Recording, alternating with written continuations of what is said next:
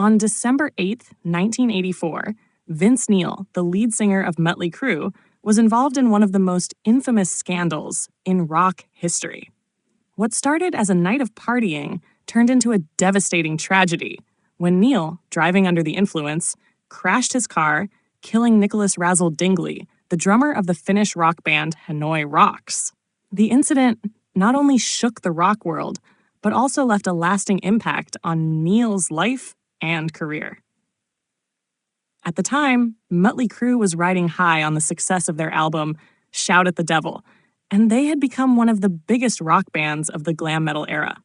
Hanoi Rocks, an up-and-coming band from Finland, had recently arrived in Los Angeles for their first U.S. tour. Both bands were known for their wild partying, and on that fateful night, Neil and Razzle were drinking heavily at Neil's home in Redondo Beach. Despite being intoxicated, Neil decided to drive to a nearby liquor store in his 1972 De Tomaso Pantera, with Razzle in the passenger seat. While speeding down a winding road, Neil lost control of the car and crashed into an oncoming vehicle. The impact was catastrophic. Razzle suffered severe head injuries and was pronounced dead on arrival at the hospital. The two occupants of the other car, Lisa Hogan and Daniel Smithers, were seriously injured, suffering brain damage that would affect them for the rest of their lives.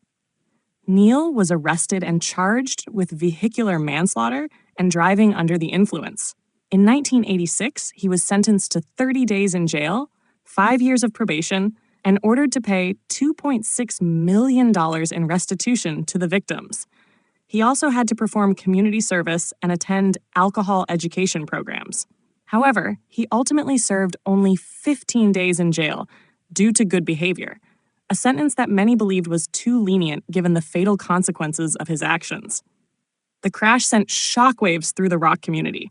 Hanoi Rocks, devastated by the loss of Razzle, never fully recovered, and their momentum as a rising band was shattered. Mötley Crüe, though deeply affected, continued their career, but the tragedy left a permanent mark on Neil. He later admitted that the accident haunted him for years, though it took a long time before he would confront his issues with substance abuse. Despite serving his sentence, Neil continued to struggle with alcohol and legal troubles throughout his career. His role in Razzle's death remains one of the darkest chapters in rock history, a cautionary tale about the dangers of excess and recklessness that defined the era.